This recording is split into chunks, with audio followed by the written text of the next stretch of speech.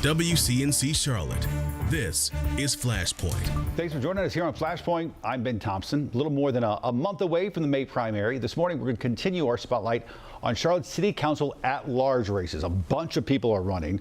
We're going to speak to two more candidates, one familiar face and one newcomer, coming up a little bit later in the show. But first, as we've watched the crisis unfold in Ukraine, many folks in the Carolinas have looked from afar for ways to help out. Local organizations like Samaritan's Purse on the ground there near Ukraine, chipping in, taking care of that flood of refugees.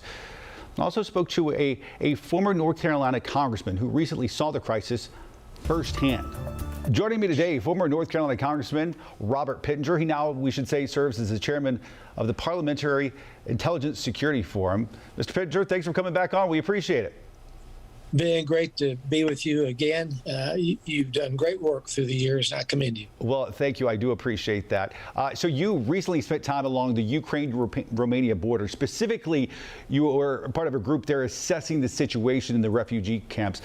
Explain for us first the work you were doing there. Yes, sir. Well, I was there to organize a forum that we will be having in Bucharest this coming July. And what we do is bring in parliamentarians from around the globe at each of these fora. We've had 21 of them around the world. And the Speaker of the Parliaments hosts them. And we bring in experts on security-related issues to address the topics. So in going there, the chairman of the Defense Committee in their parliament asked me if I'd like to go out to the border. And of course, I said absolutely. And so we went to the Romania-Ukraine border and spent several days there. Saw how the refugees, obviously mostly women and children, were being processed. The husbands and dads and were being retained there to be conscripted to fight in the war.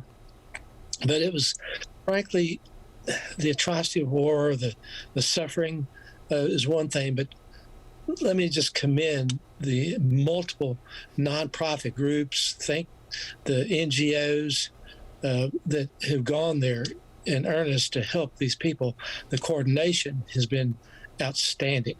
The government has done a remarkable job in Romania, and dozens of these groups. And I met with just about all of them while I was there, and saw people come across the border, saw them being processed. I had been years ago in Jordan with the refugee camp there. It's very depressing. There were like 80,000 people living in tents and who had come out of the Syrian war. And this is totally different. Explain the conditions there that you just recently saw. Yes, sir. What we saw were a very orderly way for bringing these folks into the country, having them registered, identifying their needs, assessing their immediate concerns. There are dozens of nonprofit groups with booths set up. They provide transportation, food, clothing, anything that's needed. And then there's a large area. In fact, there's about 10 of them in Romania, and we went to two of the largest ones. And these are camps, but these camps they only stay there for about 2 or 3 days. And then they're taken by these nonprofit groups and other officials out to other cities and other countries, wherever they need to go. They are paid, they are driven to get wherever they want to be, to find a quality of life. So that you don't have tens of thousands of people living in a tent city, which is what I saw in Syria. It sounds like you're saying, when you compare it to other experiences you saw there in Syria, correct me if I'm wrong, but it sounds like to me that you feel like the American people and as well as the countries of NATO should feel pretty good about the effort that's happening there. Globally, it's been a global response. And I met the dearest people, most wonderful people who had come in and just given their time, from the Samaritan's Purse to World Vision to Red Cross.